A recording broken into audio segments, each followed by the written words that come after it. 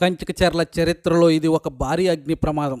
ఉదయం 11 గంటలకు అగ్ని ప్రమాదం జరిగింది. కంచికచర్లలో అదే సమయానికి అగ్నిమాపక సిబ్బంది అందుబాటులో లేకపోవడంతో విజయవాడ నుంచి అగ్నిమాపక సిబ్బంది వచ్చేసరికి గంటన్నర సమయం పట్టింది. అప్పటికే జరగాల్సిన నష్టం జరిగిపోయింది. పగలంతా శ్రమించిన మంటలు అదుపు చేయలేకపోయారు. రాత్రి 9 గంటలు అవుతున్న అతి కష్టం మీద జిల్లాలో ఉన్నటువంటి అగ్నిమాపక సిబ్బంది అంతా శ్రమిస్తున్నా మంటలను అదుపు చేస్తున్నారు.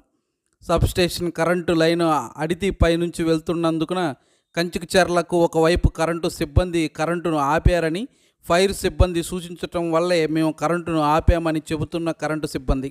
మంటలు ఎప్పటికైతే అదుపులోకి వస్తాయో అప్పటి వరకు రాత్రంతా కరెంటు ఇయ్యమని కరెంటు సిబ్బంది తెలుపుతున్నారు.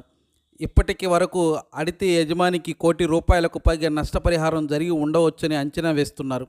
ఏది ఏమైనా అగ్నిమాపక సిబ్బంది సరైన సమయంలో అందుబాటులో లేకపోవటం వల్ల ప్రమాదం మరింత తీవ్ర రూపం దాల్చిందని ప్రజలు వాపోతున్నారు. ఇక్కడ ఉన్నటువంటి ఈ అడితికి అంటుకున్నట్టు తెలుస్తుంది.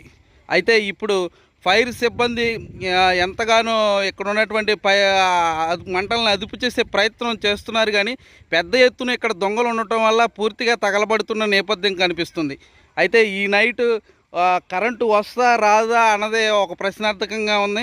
ఏదైతే ఇంత భారీ ఎత్తున నష్టపోయిన సుమారు ₹1 కోటి పైన నష్టపోయి ఉండొచ్చు ఈ అడితి యజమాని అని చెప్తున్నారు.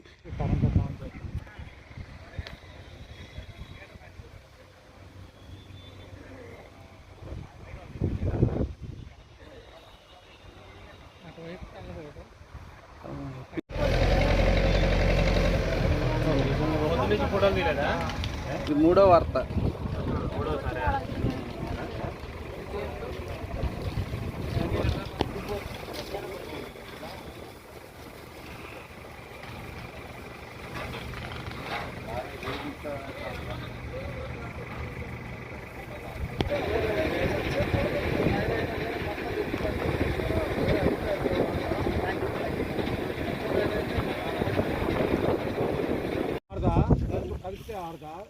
కదిపితే ఎక్కువ ఇద్ది మంట, కదిపితే ఇంకా పెరిగిద్ది మంట. నీళ్ళు కొడుతుందా, నువ్వు నీళ్ళు కొట్టుకుంటే కదిపిస్తే ఇంకా ఎక్కువ అవుతూనే ఉంటుంది, మంట పెరుగుతూనే ఉంటుంది.